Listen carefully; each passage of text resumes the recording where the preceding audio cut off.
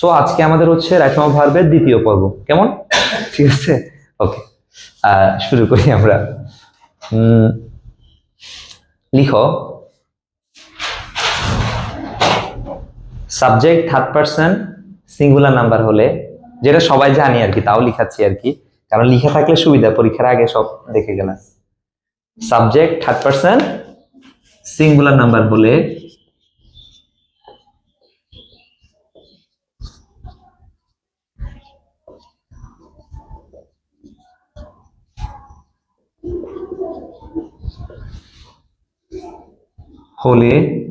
লিখো শুধুমাত্র present indefinite টেন্সের বেলায়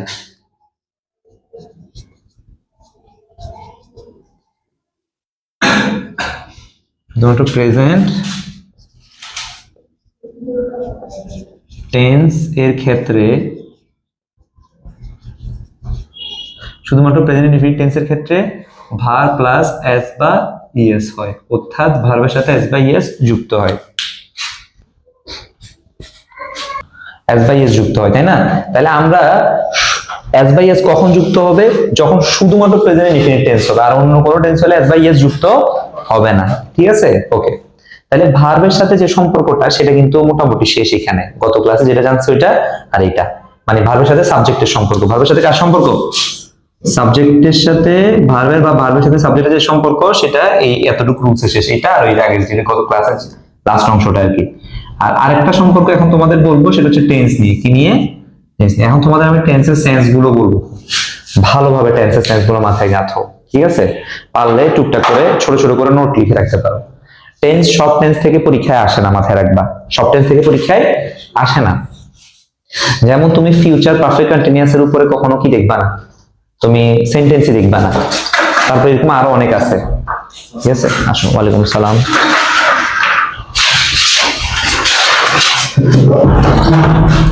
গত ক্লাসে আসছিলা না? আচ্ছা, ওকে, তাহলে তো ঠিক আছে। হ্যাঁ, তাহলে তো রেকর্ড ক্লাস দেওয়া লাগতেছে না নাকি? আচ্ছা, আমি গত ক্লাসের রেকর্ডটা করতেছিলাম, মানে এডিট করতেছিলাম আর কি। মোবাইল দিয়ে গরম হয়ে গেছে, পরে এডিট করা থামাই দিচ্ছি। ঠিক আছে, আচ্ছা। তো যেটা বলতে লাগছিলাম, টেন্সের সেন্স গুলোর কথা। হ্যাঁ, টেন্সের সেন্স গুলো আমরা খুব ভালো করে বুঝতে হবে। সেন্স মানে কি দেখো, প্রথমে আসে প্রেজেন্ট ইনডিফিনিট টেন্স, যেগুলো থেকে সবচেয়ে বেশি আসে ওগুলো আমি বলতেছি, আর যেগুলো থেকে একবারে আসেই না ওগুলো বলবো না। প্রেজেন্ট ইনডিফিনিট টেন্স কখন হয়? প্রেজেন্ট ইনডিফিনিট টেন্স হচ্ছে যেটা সব সময় হয়, যে কাজটা লিখে রাখতে পারো শর্টকাটে, যেটা সব সময় হবে সেটা হচ্ছে প্রেজেন্ট ইনডিফিনিট টেন্স। সবসময় হয় বা ঘটে। আমি কিন্তু একবারও বলি নাই যে বর্তমান কালের সব সময় হলে বা বর্তমান কালে কোনো কিছু ঘটলে, এই ধরনের কিছু একবার বলছি? বলি না। আমি একবার এক কথাই বললাম যে সবসময় যে কাজটা করা হয় বা ঘটে সেটা প্রেজেন্ট ইনডিফিনিট টেন্স। শেষ। এখন এখানে তুমি অনেকগুলো রুলস আরো পড়া লাগতেছে না। যেমন ইউনিভার্সাল ট্রুথ, হ্যাবিচুয়াল ফ্যাক্ট হইলে কি হয়, ভার্বের যে প্রেজেন্ট ইনডিফিনিট টেন্স ফর্ম হয়, এভাবে করে আমরা পড়ি না? দরকার আছে এগুলার?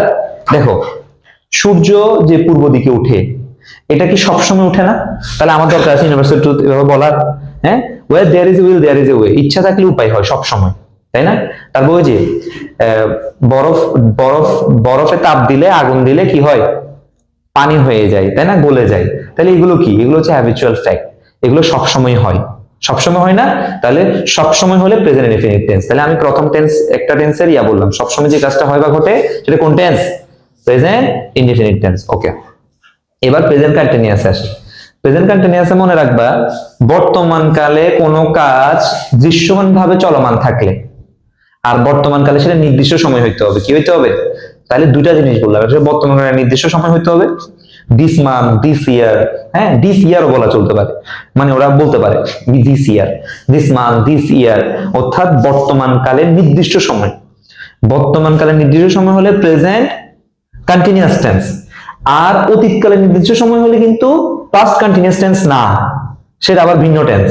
মাথায় রেখো কিন্তু। তাহলে লিখো, প্রেজেন্ট কন্টিনিউয়াসটা লিখে রাখো, বর্তমান কালের নির্দিষ্ট সময়ে কোনো কাজ দৃশ্যমান ভাবে চলমান থাকলে। দৃশ্যমান কেন বলতেছে সেটাও বুঝবা, ক্লাসের কিছুক্ষণ পরে বুঝতে পারবা। বর্তমান কালে কোনো কাজ দৃশ্যমান ভাবে চলমান থাকলে, বর্তমান কালে নির্দিষ্ট সময়ে কোনো কাজ দৃশ্যমান ভাবে চলমান থাকলে।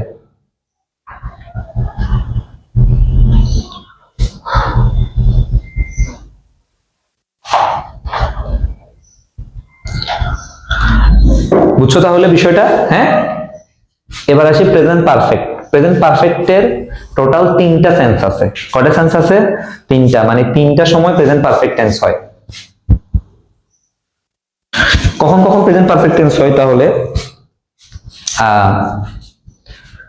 প্রথম একটা বলি, যেটা আমরা সবাই জানি, সেটা হচ্ছে যে কোনো কাজ অতীতে শেষ হয়েছে বা মাত্র কিছুক্ষণ আগে শেষ হয়েছে, কিন্তু তার রেশ এখনো বিদ্যমান। হয়তো মাত্র কয়েক বছর আগে শেষ হয়েছে, মাত্র কয়েক শতাব্দী আগে শেষ হয়েছে। এই যে মাত্র বা একটা রিসেন্ট একটা ভাব বুঝাইতে তখন হচ্ছে কি হচ্ছে? Present perfect tense. বুঝছো বিষয়টা? যেমন হচ্ছে যে I I have received your letter just now. আমি তোমার লেটারটা কি করেছি? রিসিভ করেছি জাস্ট নাও। দেখো, রিসিভ কিন্তু আমি একটু আগে করে ফেলছি, করে আমি এখন এবার লিখার সময় ওরে আবার সামিনের আমি যখন আবার লেটার লিখতেছি, তখন আমি লিখতেছি যে কি, যে I have received your letter just now. আমি তোমার লেটারটা রিসিভ করেছি কি? Just now. মানে এই জাস্ট নাও দ্বারা বলেছি একটু আগে রিসিভ করছি। বুঝছো? তাই আই হ্যাভ অলরেডি ডান দা ইফতার। আমি ইতিমধ্যে ইফতার কি করে ফেলেছি? ডান। মানে তাহলে দেখো, এটা প্রেজেন্ট পারফেক্ট হচ্ছে, কিন্তু আমি কিন্তু ইফতার কিছুক্ষণ আগে খাই ফেলছি বা অল্প কিছুক্ষণ আগে খেয়ে ফেলছি, তাই না? এই হচ্ছে ব্যাপার। তো এই যে অলরেডি, তারপর recently it has been raised বা ইট হ্যাজ রেজড অ্যালার্মিংলি। এটা বৃদ্ধি পেয়েছে অ্যালার্মিংলি। বুঝছো বিষয়টা? তাহলে এই যে রিসেন্টলি বুঝাইতে, অলরেডি বুঝাইতে, জাস্ট নাও, এই ধরনের ভাবগুলো বুঝাইতে প্রেজেন্ট পারফেক্ট টেন্স হচ্ছে। একটা ভাব যেটা বললাম।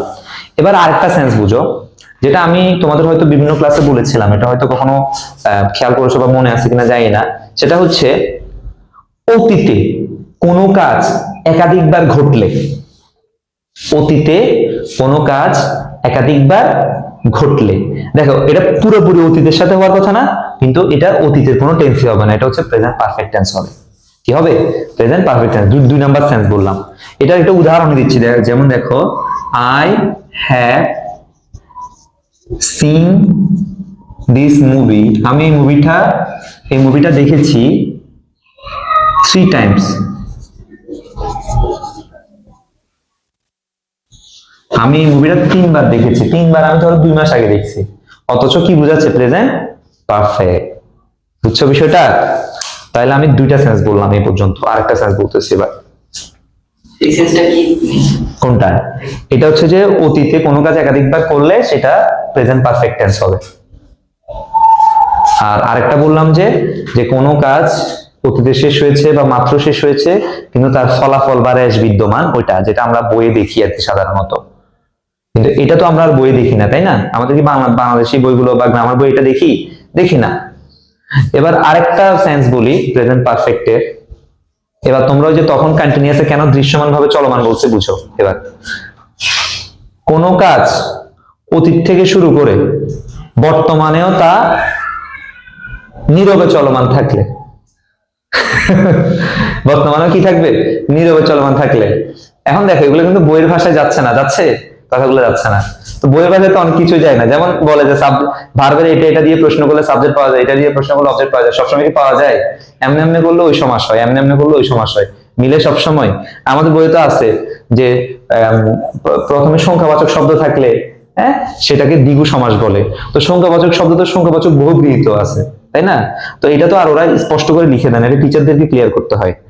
আর আমরা ইংলিশটা পড়ি হচ্ছে ইনফরমালি, তাই না? আমরা তো এত ফর্মাল ভাষায় পড়ি না। তো এই হচ্ছে বিষয় কি, এই জন্য আমরা ইনফরমালি লিখতেছি যে অতীত থেকে কোনো কাজ শুরু হয়ে বর্তমানেও তার নীরবে চলমান থাকলে সেটাও প্রেজেন্ট পারফেক্ট। 3টা sense total.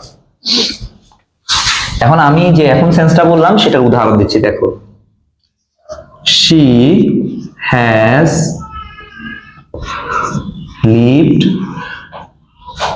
has lived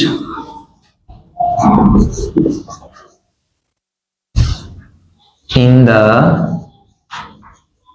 same house for 10 years. সে 10 বছর ধরে একই ঘরে বাস করছে। একটা জিনিস খেয়াল করো, সে বাস করতেছে, এই জিনিসটা কিন্তু 10 বছর আগে থেকে এখনো কি করে যাচ্ছে? সে ওইখানে বাস করে যাচ্ছে। অথচ এটা কিন্তু আমরা কি বলি, এই দেখো আমি এখানে বাস করতেছি, আমার এখানে এই ঘরে বাস করার এই কাজটা আমি এটা চলমান রাখছি, এই ধরনের কিছু কি আমরা বলি? অথচ একটা কাজ চলমান থাকলে, বর্তমানে নির্দিষ্ট সময় কিছু একটা খাওয়া দাওয়া চলমান থাকলে, তখন আমরা যেভাবে স্পষ্ট করে দৃশ্যমান ভাবে এটা দেখি বা বলি, এটা কি ভাবে দৃশ্যমান না, এটা নীরবে চলমান আছে। এটা বুঝতে পারছো বিষয়টা? সেটা ধরো ইভেন তুমি যদি সময় উল্লেখ করে দাও, দেখো she has lived in the same house for 10 years না বলে তুমি যদি বলো যে since 2016 সাল থেকে, দেখো 2016 সাল থেকে বলাও আছে since 2016, অতীতকালের নির্দিষ্ট সময় দেওয়া আছে since দিয়ে, তাও কিন্তু ওই ভাবটা কি হচ্ছে যে তখন থেকে শুরু করে এখনো সে কি বাস করতেছে, এই জন্য প্রেজেন্ট পারফেক্ট হচ্ছে। খেয়াল করছো আমি কিন্তু এখানে ভার্বের এখানে কিন্তু পাস্ট টেন্স আনি নাই, আনি নাই। তাহলে প্রেজেন্ট পারফেক্টটা আসলে ম্যাক্সিমাম দেখা যাবে কি অতীতের সাথে সম্পর্ক। কার সাথে সম্পর্ক? অতীতের সাথে সম্পর্ক। ক্লিয়ার? হ্যাঁ, ওকে। তিনটা সেন্স বলছি কিন্তু, কয়টা সেন্স? তিনটা সেন্স। ওকে, এবার আমরা প্রেজেন্ট পারফেক্ট কন্টিনিউয়াস দরকার নাই, এটা সব বোর্ড কোশ্চেন একসাথে করলে মনে হয় 2-3টা পাবো কিনা সন্দেহ। প্রেজেন্ট পারফেক্ট টেন্স হচ্ছে যে সেটা হচ্ছে যে ওইটাই যে অতীত থেকে শুরু হয়ে বর্তমানে দৃশ্যমান চলমান থাকলে, দৃশ্যমান ভাবে কোনো কিছু কি চলমান থাকলে সেটা হচ্ছে প্রেজেন্ট পারফেক্ট কন্টিনিউয়াস। আর প্রেজেন্ট কন্টিনিউয়াস বলছি কি অতীত থেকে শুরু হয়ে বলছি না, আমি বলছি বর্তমান কালে নির্দিষ্ট সময়ে চলমান থাকলে। কথা বুঝো কিন্তু, আমি কিন্তু একদম ক্লিয়ার করে ভেঙে দিচ্ছি, খেয়াল করো, বুঝছো টেন্সের? তাহলে এই প্রেজেন্ট টেন্সের চারটা সেন্স ক্লিয়ার কিনা? তাহলে প্রথমটা কি একটু বলো, আমাকে বলো প্রথমটা কি? সবসময় যে কাজটা হবে, যে ঘটনাটা ঘটবে সেটা প্রেজেন্ট ইনডেফিনিট। সেকেন্ডটা কি? প্রেজেন্ট কন্টিনিউয়াস, দৃশ্যমান চলমান, বর্তমানকালে কোন সময়? নির্দিষ্ট সময়। বর্তমানকালে নির্দিষ্ট সময়, নির্দিষ্ট সময় না থাকলে তুমি ধরে নিবা যে নির্দিষ্ট সময় এটা হচ্ছে, এটা তো সবসময় দেওয়া থাকবে না, তাই না? ওকে, আর প্রেজেন্ট পারফেক্টের সেন্স কয়টা বললাম? তিনটা বললাম। প্রথমটা কি? যেটা ফলাফল বা রেশ এখনো বিদ্যমান, তাই না? রিসেন্টলি শেষ হয়েছে বা অতীতে শেষ হয়েছে, ফলাফল বা রেশ বিদ্যমান, মাত্র কয়েক বছর আগে, মাত্র কয়েক শতাব্দী আগে শেষ হয়েছে, বা মাত্র শেষ হয়েছে। হ্যাঁ, শতাব্দী বলতে পারি, ভাব যে মাত্র ভাবটা নিয়ে আসা। ওকে, এরপরে হচ্ছে যে আরেকটা সেন্স হচ্ছে কি অতীতে কোনো কাজ একাধিকবার ঘটলে বা করলে। আর আরেকটা হচ্ছে কি কি বললাম? যে অতীত থেকে কোনো কাজ শুরু করে বর্তমানও নীরবে চলমান থাকবে। ক্লিয়ার তো বিষয়টা? এই ভিডিওগুলো কেন ওপেনলি দিব না বুঝতে পারছো? এত রিয়েল সেন্স গুলোতে শিখাচ্ছি, এবার তুমি ইচ্ছা মতো বানায় লিখতে পারবা, যেটা চ্যানেলে তুমি কোনো বাংলাদেশি ইউটিউব ভিডিওতে বা কোনো লার্নিং এর ভিডিওতে তুমি পাবা না, এই রিয়েল ভিডিওগুলো, বুঝছো? এখানে ভংচং পাবা, ঢং করবো এখানে, কিন্তু আসল পড়া হবে না। আচ্ছা, যাই হোক, এরপরে আসি, এবার পাস্ট ইনডিফিনিটে আসি। কি? Past indefinite tense. Past indefinite টেন্সের এটা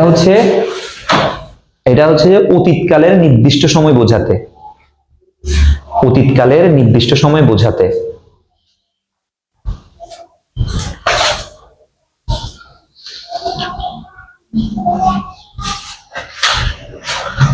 অতীতকালের নির্দিষ্ট সময় বোঝাতে, অতীতকালের নির্দিষ্ট সময় বোঝাতে এটা লেখার পরে ব্র্যাকেট দিয়ে লিখো last month, yesterday, once upon a time, তারপরে হচ্ছে once, একদা, এরপরে হচ্ছে 1971, মানে in 1971। হ্যাঁ, লিখো, ব্র্যাকেট শেষ করো। অর্থাৎ এই ধরনের অতীতকালে নির্দিষ্ট সময় যদি বোঝা যায় যে অতীতে কোনো একটা সময় এই ঘটনাটা ঘটছে এরকম, তারপর কমা দিয়ে লিখো it is time, it is high time. হ্যাঁ, আবার বলতাম মানে কয়েকটা উদাহরণ আর কি, যে অতীতে নির্দিষ্ট সময় কিরকম বোঝায়, last year, last month, yesterday, তারপরে হচ্ছে তোমার in 1971, once upon a time, once, এই ধরনের ওয়ার্ড গুলো থাকলে আর কি। হ্যাঁ, এছাড়াও আরো কখন হবে লিখো, কমা দিয়ে ওখানে লিখো, রুলস এর সাথে লিখো it is time, it is high time. তারপর হচ্ছে আই উইশ, আই ফ্যান্সি,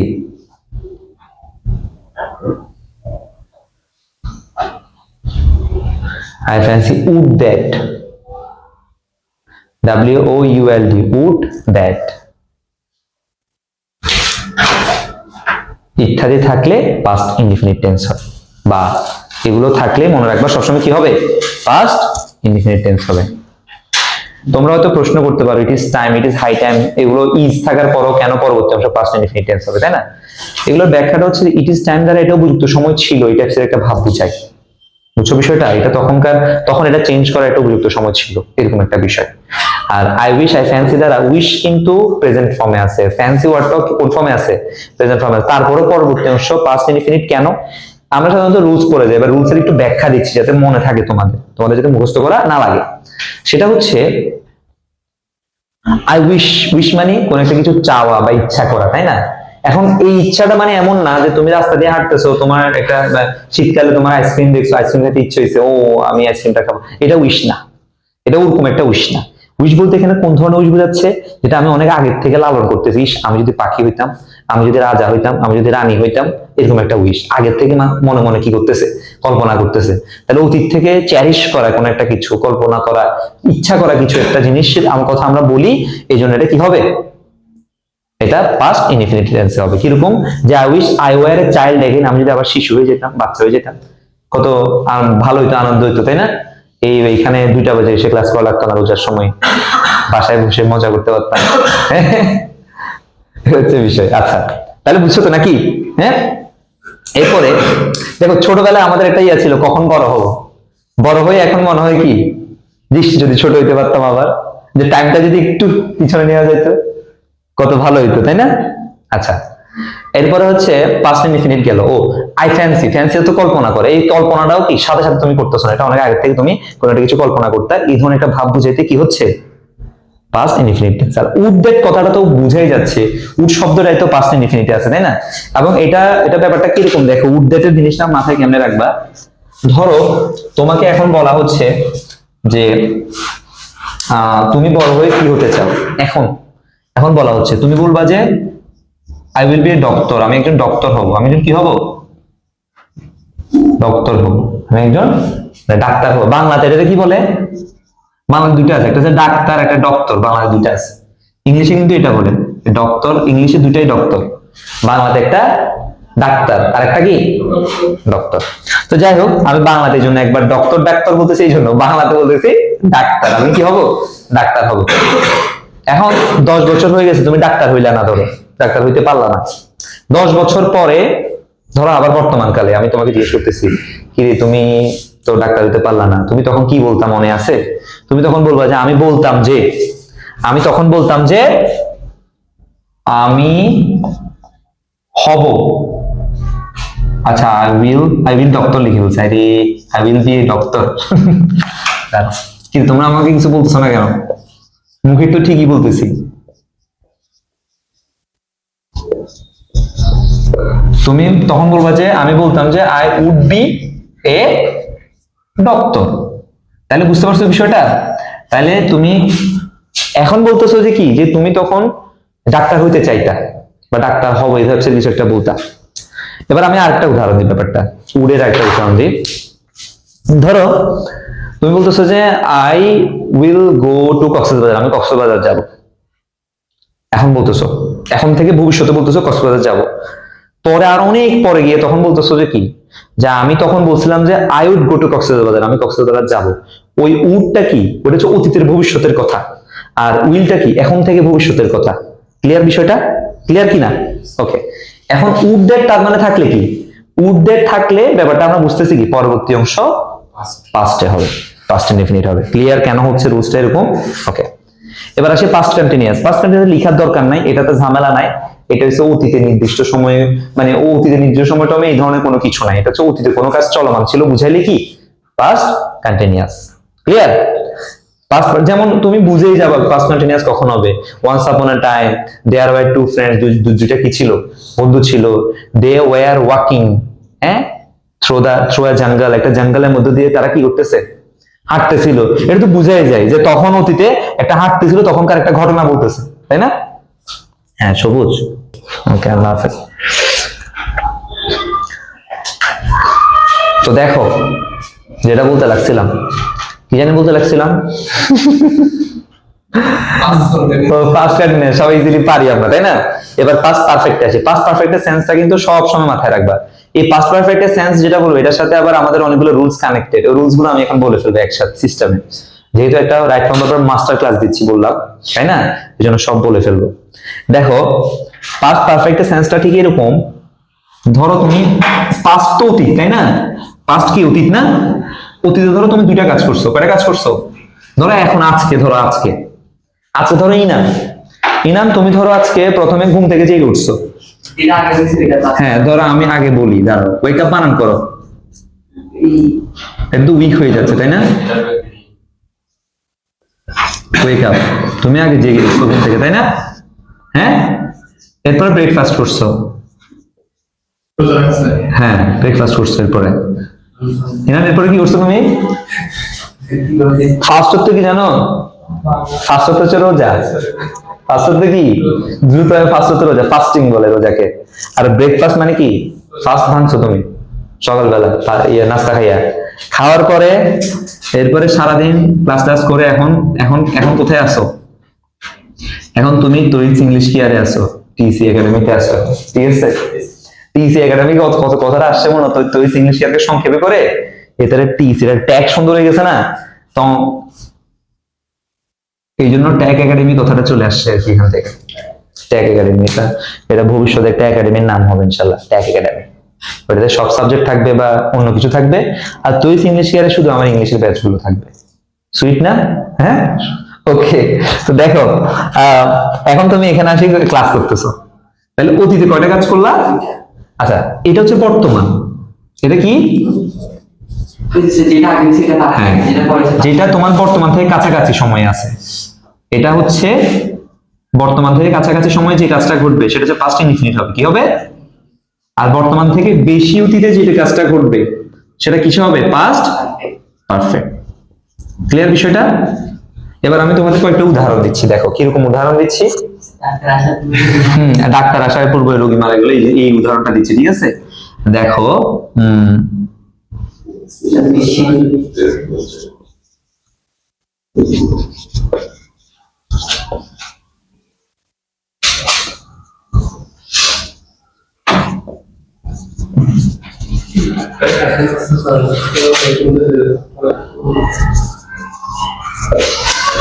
তাই কি লিখলাম বলতো? যে ডাক্তার মারা গেল বিফোর দ্য পেশেন্ট কেম। রোগী আসার আগে কি হইলো? ডাক্তার মারা গেল। সবসময় আমরা কি পেশেন্টকে কেন মারবো সবসময়, তাই না? মাঝে মধ্যে ডাক্তার মারা যেতে পারে না, এই হচ্ছে বিষয়। পেশেন্টের তোমরা এই লাইফে কত পেশেন্টকে যে মারছো দেখো, ঠিক আছে? পেশেন্ট সুস্থ হয়ে গেল এটা বলা যায় না, ডাক্তার আসার আগে রোগী এই সুস্থ হয়ে গেল তোমরা সবসময় মেরে ফেলো, এটা কি ঠিক? এটা তো ঠিক না। তো আচ্ছা যাই হোক, আমরা আজকে ডাক্তারকে মেরে ফেললাম আর কি রোজার মাসে। তো the doctor had died before the patient come. ওকে, এখন দেখো বলছে ডাক্তার মারা গিয়েছিল পেশেন্ট আসার আগে। কথাটার মধ্যে বুঝে আছে প্রথমে ডাক্তার মারা গেছে তারপর পেশেন্ট আসে, তাই না বিষয়টা? তাহলে প্রথমে এটা একদম প্রথমে অতীত, বেশি অতীত, এটা কাছাকাছি অতীত, তাই না? বুঝছো তো? এবার দেখো আমি আরেকটা নিয়ম বলতেছি। ধরো হামিম ran away, হামিম দৌড়ে পালালো, দৌড় দিল after his father had come. তার বাবা আসার পরে সে কি করলো? দৌড়ে পালালো, ঠিক আছে? এখন দেখো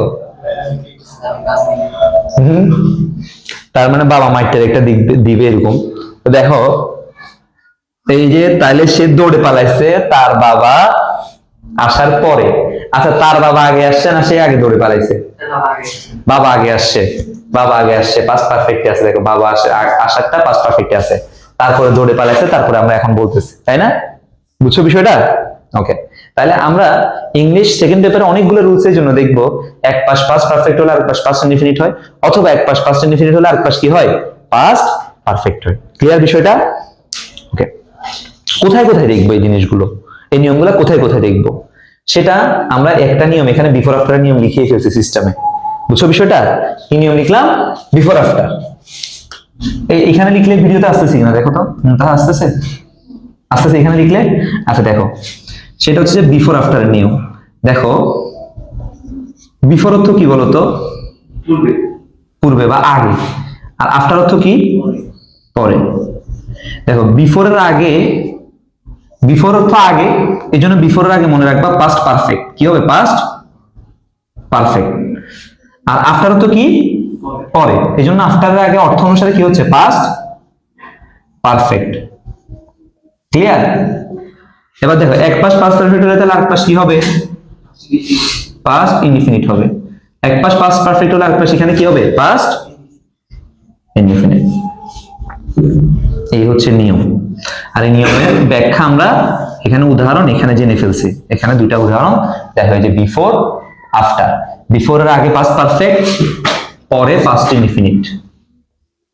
আর আফটারের পরে পাস্ট পারফেক্ট, আর এই পাশটা পাস্ট ইনডিফিনিট। এই হচ্ছে বিষয়। লিখে ফেলো।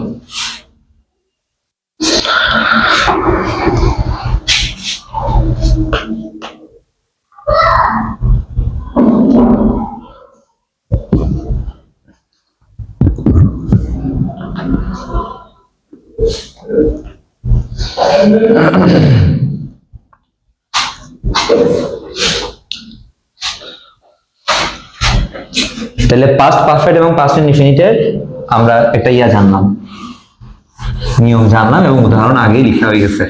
এবার দেখো, বিফোর আফটারের পরে এরপর হচ্ছে আমরা as if as though since এর মধ্যে এই কাজটা ঘটে। দেখো, অ্যাজ ইফ, অ্যাজ ইফ অর্থ যেন, অ্যাজ দো অর্থ কি? যেন, যেন।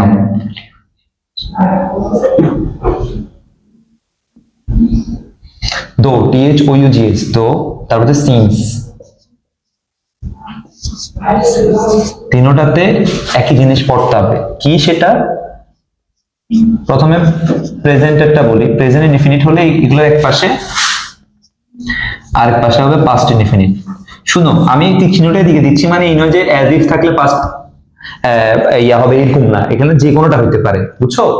ব্র্যাকেট দিছি এই জন্য। পাস্ট ইনডিফিনিট হবে, আর পাস্ট ইনডিফিনিট হলে পাস্ট পারফেক্ট হবে। লিখে ফেলো। হ্যাঁ, কমপ্লিট সেন্টেন্স জিনিসগুলো পাবা ওইখানে। আর কষ্ট, ওখানে আমাদের রুলস আরো কমে যাবে।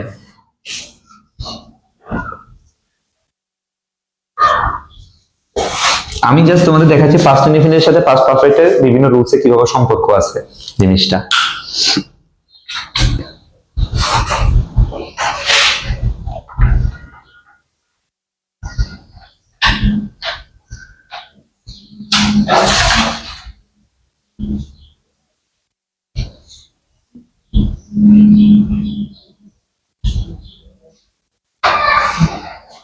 ওকে, এরপরে দেখো, তো এটা এটা এটা কিভাবে হবে?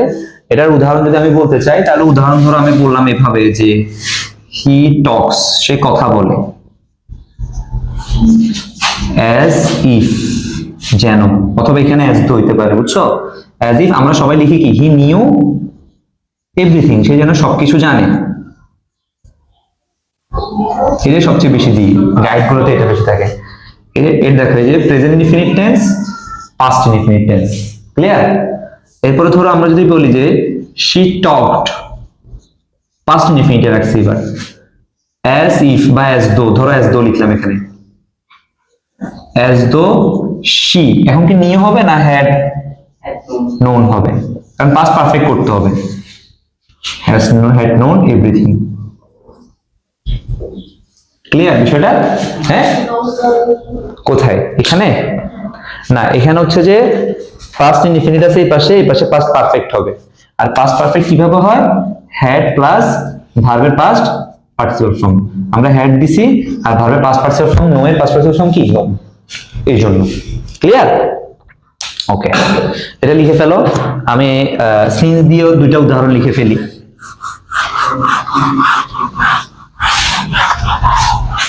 সিন্স দিয়ে দুটো উদাহরণ লিখে ফেলি।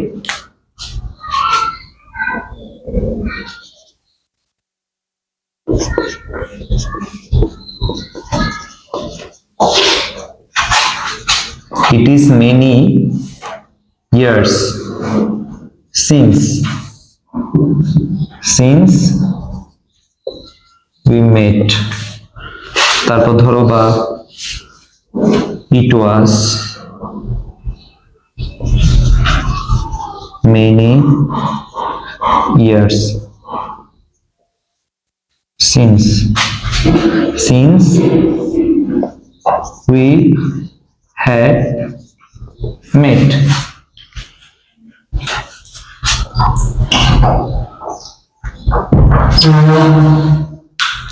তাহলে আমি এখানে দাগটা দিলাম বোঝার জন্য, এটা যদি কমপ্লিটিং সেন্টেন্স এইভাবে সিস্টেমে আসে। তো দেখো এখন একটা জিনিস খেয়াল করে দেখো যে এখানে মেট ওয়ার্ডটা কোথা থেকে আসছে, মিট থেকে আসছে। মিটটা তো সাক্ষাৎ করা, এটা হচ্ছে পাস্ট ফর্ম, এটা পাস্ট পার্টিসিপাল ফর্ম, অর্থাৎ এই পাশে প্রেজেন্ট ইনডিফিনিট, এই পাশে পাস্ট ইনডিফিনিট, এই পাশে পাস্ট ইনডিফিনিট, এই পাশে পাস্ট পারফেক্ট। ক্লিয়ার বিষয়টা? হ্যাঁ, তাইলে আমরা মোটামুটি বুঝছি যে পাস্ট ইনডিফিনিটের সাথে পাস্ট পারফেক্ট একটা সম্পর্ক আছে, বিভিন্ন রুলসও সেটা দেখতে পাই। আর একটা রুলস যেটা সব জায়গায় আসে, ইভেন রাইট ফর্ম ভার্বও আসতে পারে, যেহেতু আমরা এই জিনিসটা জানতেছি তাহলে পড়ে ফেলি, লিখে ফেলি, তাই না? তাহলে তো আর পরে ইয়াতে লিখা লাগবে না, কমপ্লিটিং সেন্টেন্সে লিখা লাগবে না, বা কোথাও দেখলে আমরা আর ভুল হবে না। সেটা কি? সেটা হচ্ছে দেখো, no sooner had, hardly had, scarcely had।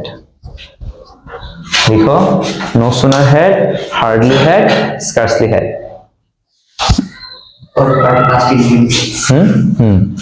তো এটার পরে ভার্বের past participle form,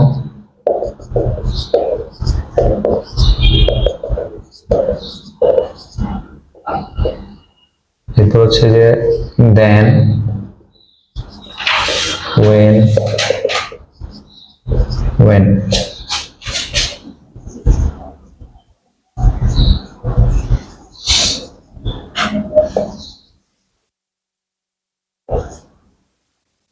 পরাংশ past indefinite হবে, পরাংশ পাস্ট ইনডিফিনিট টেন্স হবে। আমি উদাহরণ লিখতেছি, তোমরা লিখতে লিখতে। No sooner had he seen the police than he ran away. Scarcely had we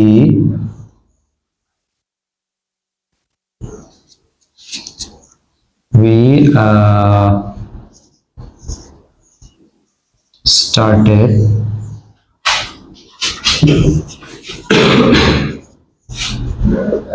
meeting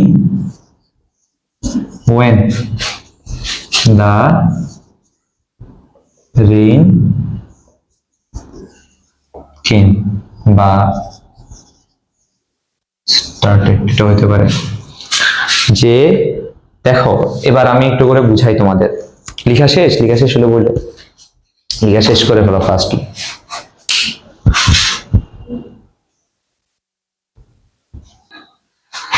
তো দেখো, দাও লাইটটা দাও। দেখো, no sooner had, hardly had, scarcely had, এই নিয়ম তিনটা কেন এসএসসি এইচএসসি তে আমরা পড়ি, বা এগুলো এটা কেন দেওয়া হয়, এটা কিন্তু বিস্তারিত ব্যাখ্যা আমরা ম্যাক্সিমাম স্টুডেন্ট গুলা জানি না, বা এটা এমনিও বা কেমনে হয়, বা এটা কেন একটা নিয়মের মধ্যে পড়ে। এটাকে বলা হয় মূলত ইনভার্সন। কি বলা হয়? ইনভার্সন।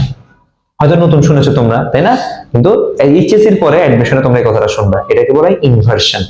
ইনভার্সন মানে হচ্ছে মূলত এই নেগেটিভ অ্যাডভার্ব গুলো অক্সিলারি ভার্বকে সামনে নিয়ে একেবারে সেন্টেন্সের সামনে চলে আসা। নেগেটিভ অ্যাডভার্ব গুলো অক্সিলারি ভার্বকে নিয়ে একদম সেন্টেন্সের সামনে চলে আসে, এটাকে বলা হয় ইনভার্সন। কি বলা হয়? ইনভার্সন। এখন কথা হচ্ছে,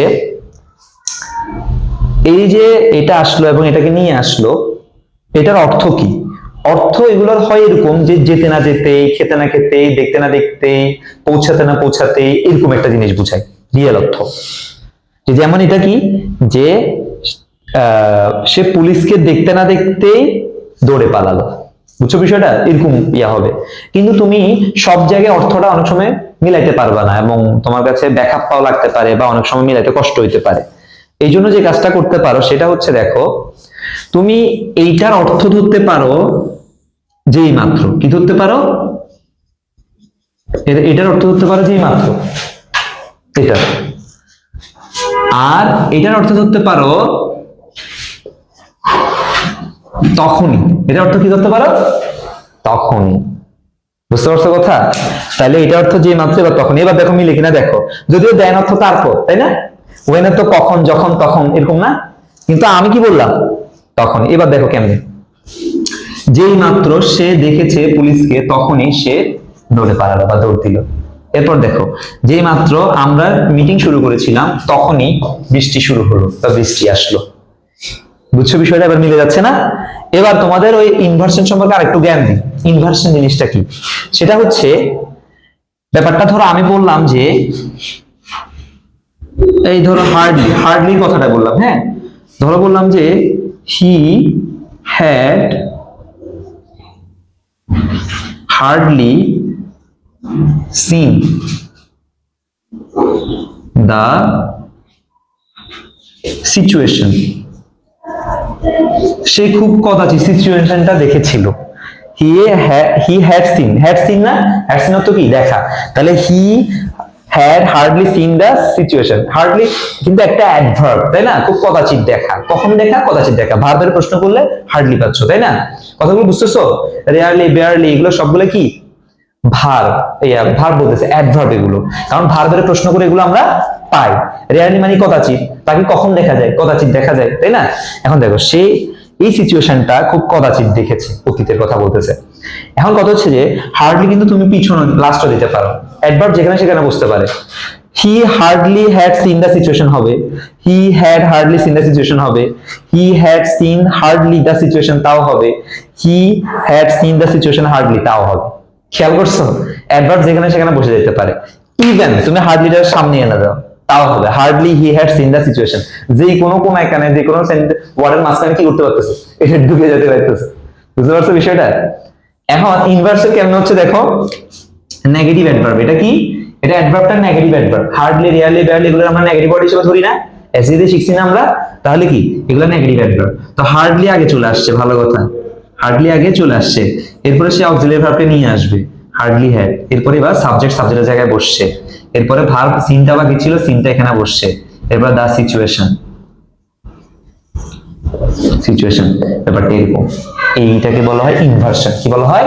ইনভার্সন। যদি এবার একটু এখানে আরেকটা অংশ এবার লেখার মতো একটা মানে আবহাওয়া ক্রিয়েট হয়ে যায় সেন্টেন্সে, এটাকে আগে আনার কারণে। বুঝছো? এখন আমি তোমাদের যেটা বলতে চাচ্ছি সেটা হচ্ছে, দেখো মূলত হ্যাড এর প্রভাবে না এটা ভাবে পাস্ট পার্টিসিপল ফর্ম হয়েছিল, হ্যাঁ?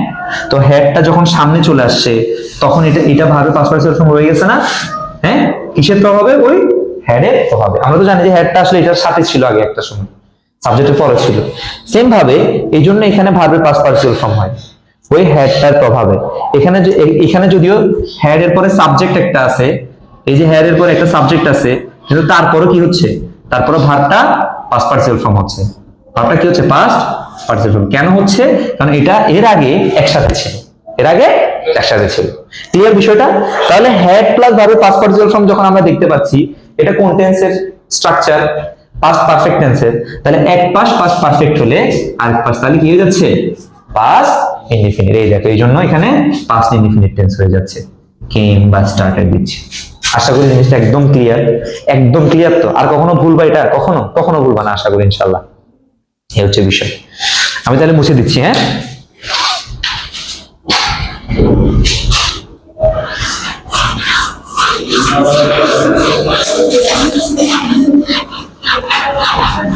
এবার ওই টেন্সের সেন্সে ছিলাম আমরা। কোথায় ছিলাম? সেন্স কোথায় ছিলাম? পাস্ট পারফেক্টের সেন্সটা বুঝতে গিয়ে আমরা এতগুলো উদাহরণ দেখলাম এবং জানলাম। ওকে, এবার ফিউচার ইনডিফিনিট। এটা কি লেখার দরকার আছে? এটা বুঝো না? এটা তো বুঝাই যায় যে ভবিষ্যতে কিছু একটা করবে কেউ, শেষ, বা আমি করব বা কেউ করবে। ক্লিয়ার? ফিউচার কন্টিনিউস দরকার আছে? ভবিষ্যতে আমি ধরো কিছু একটা করতেই থাকবো, বলে না যে আমি জিনিসটা যে আমরা ভবিষ্যতে উক্ত দেশের উপর চাপ প্রয়োগ করতে থাকবো, বলে না? তাহলে এই যে ভবিষ্যতে করতে থাকবে। ক্লিয়ার? এটা দরকার না, লেখা দরকার আছে? ফিউচার পারফেক্ট মনে আসেও নাই কখনো, এখনো ভাবে জীবনও আসে না মনে হয়। আসছে কিনা আল্লাহ জানে, আমি দেখিনি আসলে। হ্যাঁ, তারপরে ফিউচার পারফেক্ট কন্টিনিউয়াস তো মনে আরো দেখা যায় না। তো এগুলোর দরকার আছে? এগুলোর সেন্স লেখার দরকার নেই, এটা বুঝাই যায়। ঠিক আছে? ওকে। তাহলে টেন্সের ব্যাপারটা শেষ, ইয়ার ব্যাপারটা শেষ। আসলে তোমাদের যে বলছিলাম না বেসিক ধরে যে সাবজেক্ট কেন্দ্রিক ভার্বের প্রভাব আর টেন্স কেন্দ্রিক ভার্বের প্রভাব, শেষ তো নাকি? তাহলে এখানে মোটামুটি রুলস কি, যে দুই পাশ থেকে যে রুলস গুলো ছিল বা যে জিনিসগুলো রুলস না, আসলে যে জিনিসগুলো জানার ছিল সেটা কিন্তু শেষ হয়ে গেছে। বুঝছো, ক্লিয়ার? এবার আমরা শর্টকাট কিছু জিনিস জানবো। শর্টকাট আমাদের আসলে হিসাবে রুলস আসে আসলে আর দুইটা, কিন্তু এই শর্টকাট গুলো আগে মাঝখানে জেনে নিই, তারপরে দুইটা রুলস জেনে আমাদের অ্যাট ফর্ম ভার্বটা একদম সম্পূর্ণ শেষ হয়ে যাবে। ঠিক আছে, ওকে। শর্টকাট জিনিসগুলো আজকে জানি, নেক্সট ক্লাসে না হয় কি আমরা ওই দুইটা জিনিস জেনে কি করব, দুইটা রুলস জেনে আমরা অ্যাট ফর্ম ভার্বে এক্সারসাইজে চলে যাব। দুইটা জিনিসটাও কি আগে ভাগে বলে রাখি, দুইটা জিনিসটার একটা হচ্ছে গিয়ে ওই প্যাসিভ সেন্স হলে ভার্বের ফর্মটা কেমন হয়, আর একটা হচ্ছে একটি সাবজেক্টের পরে একাধিক ভার্ব আসলে তখন ভার্বের ফর্মটা কেমন হবে। এগুলো দুর্দান্ত, ওই পরে যেটা বললাম এটা দুর্দান্ত একটা টেকনিক, যেটা দিয়ে তুমি ম্যাক্সিমাম অ্যাট ফর্ম ভার্ব করে ফেলতে পারবা। যারা আগে আমার ক্লাস করছে তারা নিশ্চয়ই এটা জানে যে এই সিস্টেমে আমরা কিভাবে ম্যাক্সিমাম অ্যাট ফর্ম ভার্বের উত্তরগুলো মিলাই ফেলি, তাই না? এটা দুর্দান্ত টেকনিক না? একটা সাবজেক্ট একটা ফাইনাইট ভার্ব, এবার আরো ভার্ব আসলে এগুলোরে খালি নন ফাইনাইট করো। বুঝছো? এই দুইটা জিনিস জানবো, ক্লাস আমরা রাইট ফর্ম ভার্বের ইয়াটা জানাটা চ্যাপ্টারটা ক্লোজ করে দিব। এই অল্প কিছুতেই ক্লোজ, কিন্তু খেয়াল করো। কিন্তু আজকে আমরা দুইটা জানবো না, আজকে আমরা শর্টকাট কিছু জিনিস লিখবো। এরপরে শর্টকাট কি দেখো, টু এর পরে ভার্বের বেস ফর্ম হয়,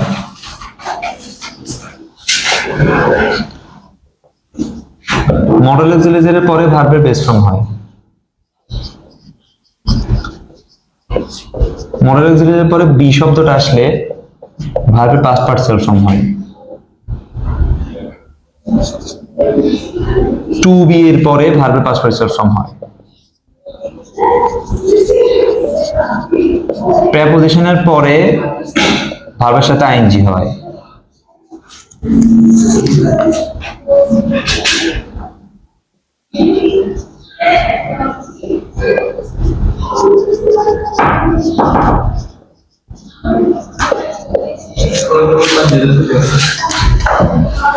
একটু পরে শুরু করবে, বসো। Look forward to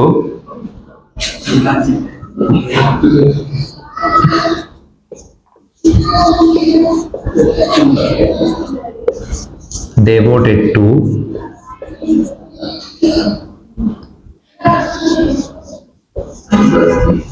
would you mind feel like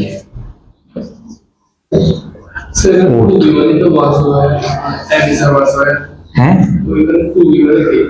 কোনটায় বিভার না, শুধু টু বি ওয়ার্ডটা থাকলে, হ্যাঁ টু বি জাস্ট কথাটা থাকলে ওট, তারপর হচ্ছে বি ইউজড টু, বি ভার্বের পরে ইউজড টু থাকলে ভার্বের সাথে আইএনজি হয়। কিন্তু দেখো শুধু ইউজড টু থাকলে ভার্বের কোন ফর্ম, বেস ফর্ম, কিন্তু বি ভার্বের পরে ইউজড টু থাকলে ভার্বের সাথে আইএনজি। তাইলে আমরা এগুলোকে অ্যাকসেপ্ট করে ভার্বের সাথে আইএনজি দিই, আর এগুলোকে অ্যাকসেপ্ট করে ভার্বের সাথে আইএনজি দিই, মানে যাতে ইজিলি আমাদের মনে থাকে আর কি। Would you mind feel like ought be used to get used to, হ্যাঁ ফিল ও লাইফ লিখে ফেলছি না, ফিল লাইক, হ্যাঁ। আর এখানে আমরা আরো দুই একটা ওয়ার্ড বসাবো, সেটা এক্সারসাইজ করতে করতে বসাবো। 2025 সালের এইচএসসি বোর্ডে এরকম দুই একটা ওয়ার্ড আসছে যেটা আমরা দেখে বসাবো। সেম এসএসসি তো আমরা পেতে পারি দুই একটা।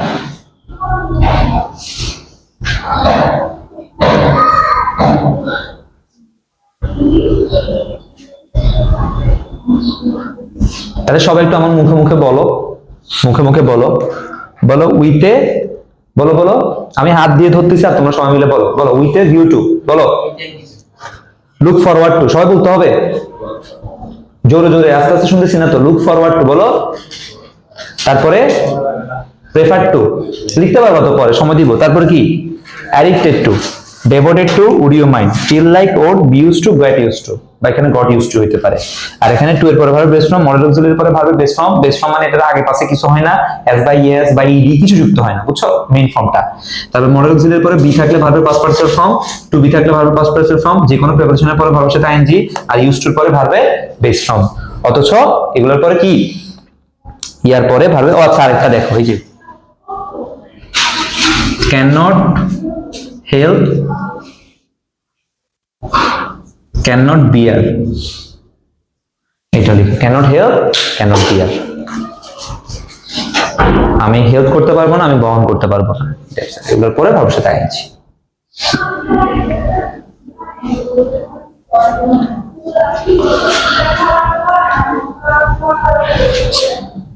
তাহলে এই হচ্ছে রাইট ফর্ম ভার্বের বিষয়।